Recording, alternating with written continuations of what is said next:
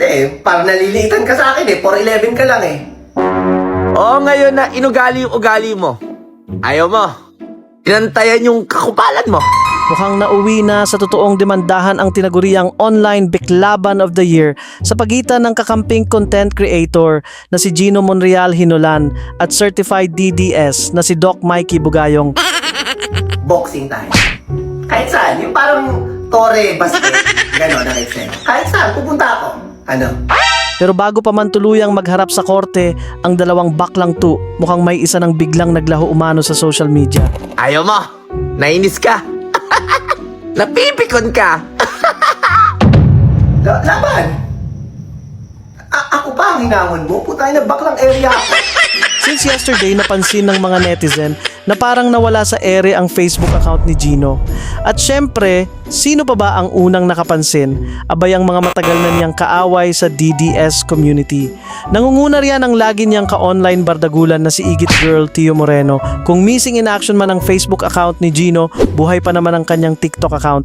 Ang catch? Halos 4 na araw na rin itong walang bagong upload. Gusto mo ikaw lang ang ganon sa iba.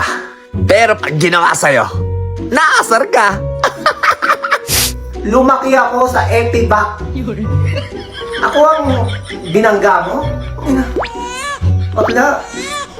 Tropa ko mga sindikato. So let's be objective here. Ang tanong ng mga netizen, nagtago na nga ba si Gino o simpleng nag-deactivate lang muna? Hindi natin alam. Pero sa social media optics, maraming DDS supporters ang nagsasabing mukhang lamang sa ngayon si Mikey sa online bakbakan. Habang tahimik si Gino, si Mikey naman ay parang pating na nakaamoy ng dugo. Todo online, press con. Okay, ito na yung press con ko, no? Kasama yung mga lawyers ko. Attorney Macaru and Attorney Pacaru. Etong si Tambilina Roblox, hindi ko alam na hindi kami magkakilala. Hindi kami nagkita, wala kaming ugnayan, wala kaming chat, wala kaming usap. Then all of a sudden, bigla niya na lang akong content.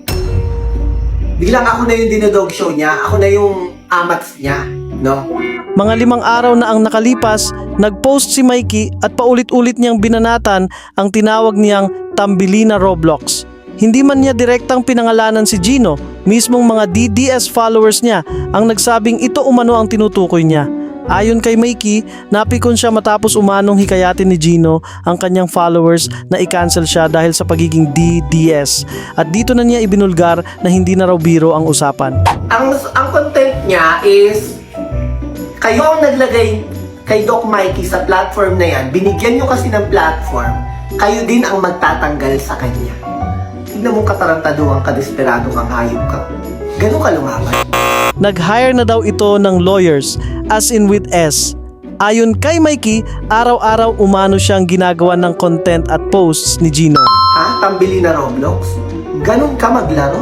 Uululin mo or sasabihin mo sa mga manonood, bakit bobo ba yan? Sasabihin mo sa mga nanonood na kayo ang naglagay niyan, kayo din ang magtanggal, uutusan mo? I will never wish that for you to happen. Hindi ko yung gagawin sa'yo. Sabi pa niya, sinabi umano ni Gino na kapag nagkita sila ay sasakalin siya. Kaya nga may kaso ka din na, dinemanda rin kita ng grave. Ako sasakalin mo? Inaano kita? Ba't mo ako sasakalin? Putang ina, magkita tayo sa mall? Bigla mo na lang akong anoin? Kaya ayon kay Mikey, naghain na siya ng grave threats complaint laban kay Gino. O ngayon, ilabas natin ang demanda. Hinahamon kita kahit saan. Boxing tayo. Hindi, parang nalilitan ka sa akin eh. 4'11 ka lang eh. Boxing tayo. Kahit saan. Yung parang tore, basket. Ganon ang eksena. Kahit saan. Pupunta ako. Ano? Pero hindi doon nagtapos ang drama dahil feeling niya ay nasaktan ang kanyang baklitang malditang ego, bigla rin siyang naghamon. Dagdag pa niya, wag daw siyang ismulin.